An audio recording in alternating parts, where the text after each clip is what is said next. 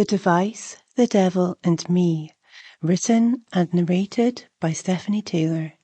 Produced by Archie Fraser. Author's note.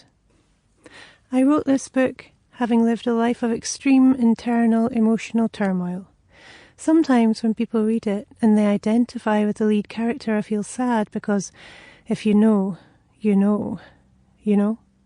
But then again, it's a comfort to know that you're not the only person who might feel this way. 10 years after this book was first published, I was diagnosed with ADHD.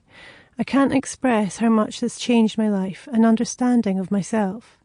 I went from feeling utterly and uniquely isolated in my internal world to meeting many others like me and feeling like my entire personality is made up of ADHD symptoms.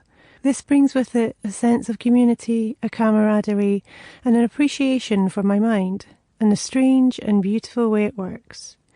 Women and girls are extremely unlikely to have received an ADHD diagnosis in the past, and so girls like me, who might have been high-achieving daydreamers at school, or teachers' pets, terrified of slipping up, may have found themselves floundering in adulthood. This masking means you grow up not really knowing who you are, or where you fit. When I read a random tweet that mentioned RSD, I began to investigate ADHD more fully. RSD stands for Rejection Sensitive Dysphoria, which leaves you completely devastated at any sort of critique, or even perceived rejection, or fear that you might have upset someone. It's a truly excruciating symptom and leaves you exhausted from trying to ensure you're pleasing everybody at all times.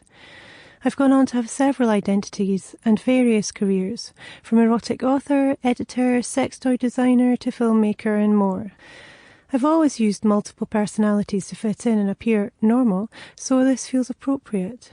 And we all inhabit different parts of ourselves at times.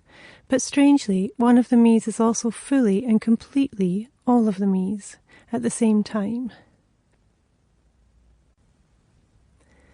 Lucky girl.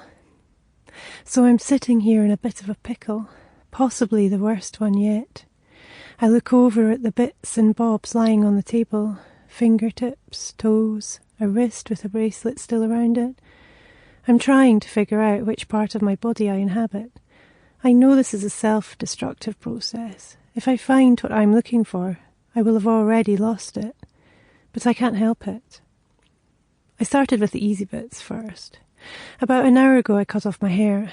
No change, except I began to realise I'd only grown it because I thought it might make me look sexy. Sample complete. Ready to continue?